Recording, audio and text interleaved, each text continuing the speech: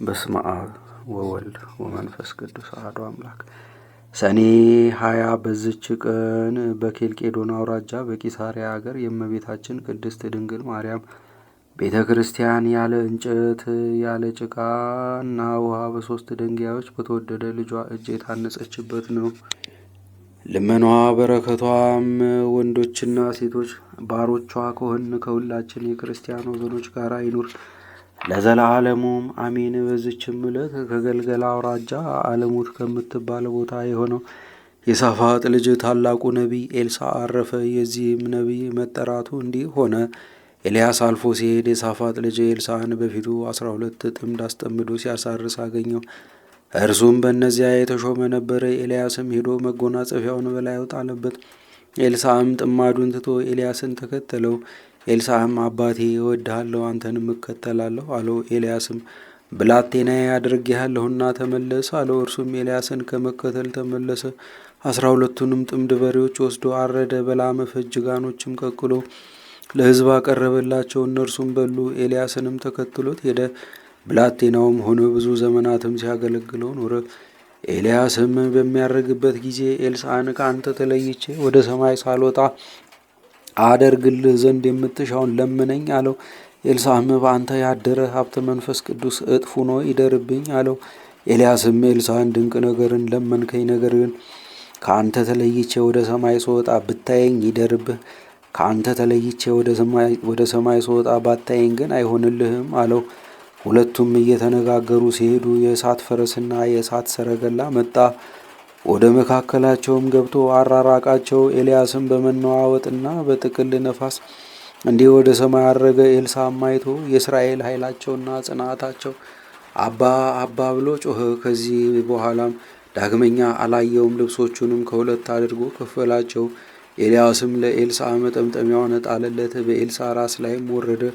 ኤልሳዕም ተመልሶ በዮርዳኖስ ባህር ዳር ቆመ። በራሱ ላይ የወረደች የኤልያስንም መጠምጠሚያ ይዞ ውሃውን መታባት። ውሃውም አልተከፈለም። የኤልያስ ፈጣሪ ወዴት ነው? ይህስ እንዴት ነው አለ። ከዚህም በኋላ ውሃውን መታው። ውሃውም ተከፍሎ ወዲያና ወዲህ ቆመ። ኤልሳዕም ተሻገረ። በዚህም ኤልሳዕ የመንፈስ ቅዱስን ሀብት በእጥፍ እንደተቀበለ ታወቀ። ኤልያስ የወንዙን ውሃ 1 ጊዜ ከፈለ፣ ኤልሳዕ ግን 2 ጊዜ ከፈለ።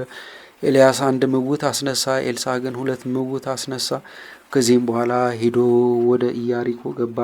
የዚያች ሀገር ሰዎችም ጌታችን እነሆ እንደምታያት የዚች ሀገር ኑሯ ያማረ ነው፣ የአገሩ ውሃ ግን ክፉ ነው፣ ሴቶች ሲጠጡት ይመክናሉ አሉት። ኤልሳዕም ጨው ጨምራችሁ አዲስ ሸክላ አምጡልኝ አላቸው። እነርሱም አመጡለት። ኤልሳዕም ወደ ውሃው ምንጭ ሂዶ ያንን ጨው በውሃው ምንጭ ጨመረው። እንዲህም አላቸው፣ እግዚአብሔር እንዲህ ይላል፣ እርሱን ከመጠጣት የተነሳ የሚሞት እንዳይኖር የሚመክንም እንዳይኖር ይህን ውሃ አጣፈጥኩት። ከዚያች ቀን ጀምሮ እስከ ዛሬ ድረስ ኤልሳዕ እንደተናገረ ያ ውሃ ጣፋጭ ሆነ።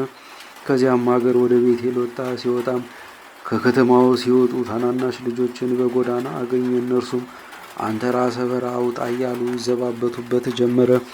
ወደ ኋላው ተመልሶ ባያቸውም ጊዜ የእግዚአብሔርን ስም ጠርቶ ረገማቸው። የዚያን ጊዜ 2 ድቦች ከዱር ወጥተው ከእነርሱ 42 ልጆችን ገደሉ። ከነቢያት ልጆች አንዲት ሴት ነበረች። ወደ ኤልሳዕም ጮኸች፣ ባሪያህ ባሌ ሞተ። ባሌ እግዚአብሔርን የሚፈራ ሰው እንደነበረ አንተ ታውቃለህ። ባለ ዕዳ 2ቱን ልጆቼን ወስዶ የገዛቸው ዘንድ መጣ አለችው። ኤልሳዕም አደርግልሽ ዘንድ ምን ትሻለሽ? በቤትሽስ ምን አለሽ አላት። ዘይት ካለበት ማሰሮ በቀር ለእኔ ለባሪያ ምንም የለኝም አለችው። ሄደሽ ከጎረቤትሽ ሁሉ የሸክላ ዕቃና ባዶ ዕቃዎችን ተዋሺ፣ አታሳንሺ። ወደ ቤትሽም ገብተሽ በአንቺና በልጆችሽ ላይ ደጁን ዝጊ። በዚያ በሸክላ ዕቃም ዘይቱን ገልብጪው፣ የመላውንም አንስተሽ አኑሪው አላት። እርሷም ወደ ቤቷ ገብታ በልጆቿና በእሷ ደጃፏን ዘጋች። እነርሱ ያቀርቡላት ነበረ፣ እርሷም እየቀዳች ትገለብጥ ነበረ።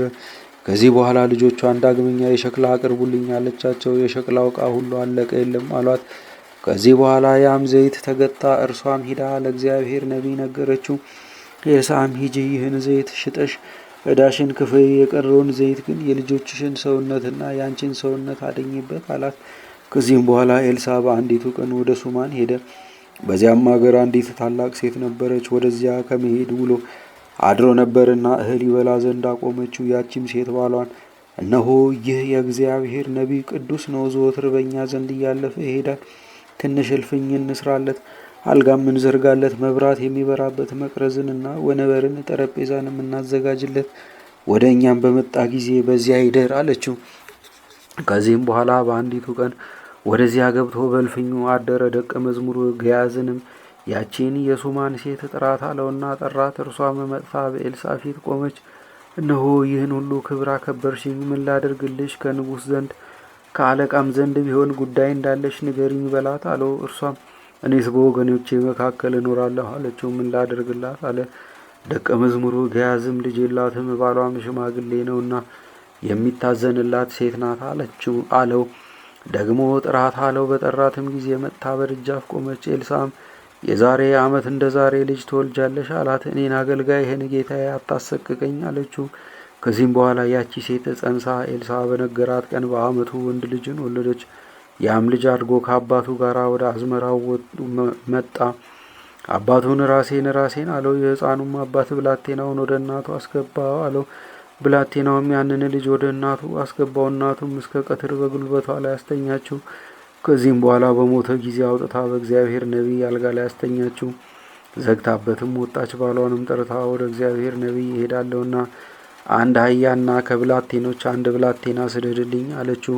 ባሏም መባቻ ያይደለ ቅዳሜ ያይደለ ዛሬ ለምን ትሄጃለሽ አላት። እጅ ነሳው ዘንድ እሄዳለሁ አለችው። አህያውንም ጫንላት። አገልጋዩንም ተነስን ሂድ ባልኩ ጊዜ መሄድን አትከልክለኝና ተከተለኝና ወደ እግዚአብሔር ነቢይ ወደ ቀርሜሎስ እንሂድ አለችውና ሄደች።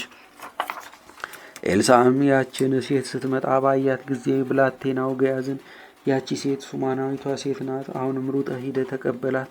ደህና ነሽን? ባልሽስ ደህና ነውን? ልጅሽስ ደህና ነውን? በላት አለው። እርሷም ደህና አለችው። ወደ ኤልሳዕም ዘንድ ወደ ተራራው ደርሳ እግሩን ያዘችው። ገያዝም ሊከለክላት መጣ። ኤልሳዕም ሰውነቷ አዝናለችና ተዋት፣ እግዚአብሔር ግን ነገሩን ሰውሮኛልና አልነገረኝም አለው።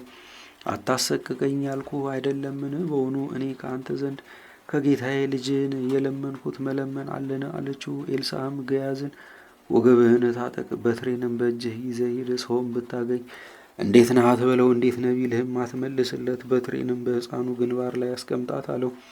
የዚያም ሕፃን እናት እንዳልተውህ ሕያው እግዚአብሔርን በረከትህን አለችው። ኤልሳዕም ተነስቶ አብሯት ሄደ። ገያዝም በፊታቸው ይሄድ ነበር። ሩጦም ቀደማቸው፣ በትሩንም በዚያ ልጅ ግንባር ላይ ጣላት። ነገር ግን አልሰማውም፣ አልተናገረውም። ገያዝም ተመልሶ ኤልሳዕን ተቀብሎ ያ ልጅ አልተነሳም አለው። ኤልሳዕም ወደ ቤት ገብቶ ሕፃኑን ሙቶ በአልጋ ላይ ተኝቶ አገኘው። በሁለታቸውም ላይ ደጃፉን ዘግቶ ወደ እግዚአብሔር ጸለየ። ወደ አልጋውም ላይ ወጥቶ በዚያ ሕፃን ላይ ተኛ። አፉን በአፉ ላይ፣ ዓይኖቹን በዓይኖቹ ላይ፣ እጆቹንም በእጆቹ ላይ አድርጎ በላዩ ላይ ተኛ። የዚያም ልጅ ሰውነት ሞቀ። ከዚህ በኋላ ተነስቶ በቤት ውስጥ ወዲያና ወዲህ ተመላለሰ። ዳግመኛም ወጥቶ በዚያ ልጅ ላይ ተኛ። እስከ 7 ጊዜ እንዲህ አደረገ። ከዚያም በኋላ ያ ልጅ ዓይኑን ገለጠ። ኤልሳዕም ገያዝን ጠርቶ ያቺን ሱማናዊት ሴት ጥራት አለው። ጠርቷትም ወደ እርሱ ገባች። ኤልሳዕም እነሆ ልጅሽን ውሰጂ አላት። እሷም ከእግሩ ላይ ወድቃ ሰገደችለት። ልጇንም ይዛ ወጣች። የሶርያ ሰው ንዕማንም ወደ እርሱ በመጣ ጊዜ በዮርዳኖስ ውሃ ከለምጹ አዳነው። ንዕማንም ብዙ እጅ መንሻ ወርቅና ብር ልብሶችንም አመጣለት። ከእርሱም ምንም ምን አልወሰደም። ደቀ መዝሙሩ ገያዝም ተደፋፍሮ ንዕማንን ተከተለው። ምክንያትም ፈጥሮ ንዕማንን እንዲህ አለው፣ ከኤፍሬም አገር ከነቢያት ልጆች 2 ሰዎች መጥተውብኛልና 1 መክሊት ብርና 2 ልብሶች ስጣቸው ብለዋል አለው። ንዕማንም 2 መክሊቶችንና 2 ልብሶችን ሰጠው። ኤልሳዕም ገያዝ ያደረገውን አውቆ ረገመው። የንዕማንም ልብስ ገንዘብ ወዳጅ በሆነው በገያዝ ላይ ተመለሰ። በሰማርያም ረሃብ ጸና። ከሶርያ ሰዎች የተነሳ የአህያ መንጋጋ በ50 ወቄት ብር እስኪለወጥ ድረስ ኩስሃ ርግብም የድርጎ 4ኛ በ5 ብር እስኪሸመት ድረስ በሀገራቸው የሶርያ ሰዎች ሰፍረው ተቀመጡ። በዚህ ነቢይ ጸሎትም በአንዲት ቀን ረሃቡ ተለወጠ፣ ጥጋብም ሆነ። በዘመኑም ብዙ ድንቆችና ተአምራቶችን አደረገ። በሞተም ጊዜ በመቃብር ውስጥ አኖሩት። በዚያም ወራት የሞዓብ ሰዎች አገራቸውን ከበቡ። የቀብሩም ዘንድ ሌላውን ሰው አመጡ። አደጋ ጣዮችንም ባዩ ጊዜ የዚያን ሰው ሬሳ በኤልሳዕ መቃብር ላይ ጣሉት።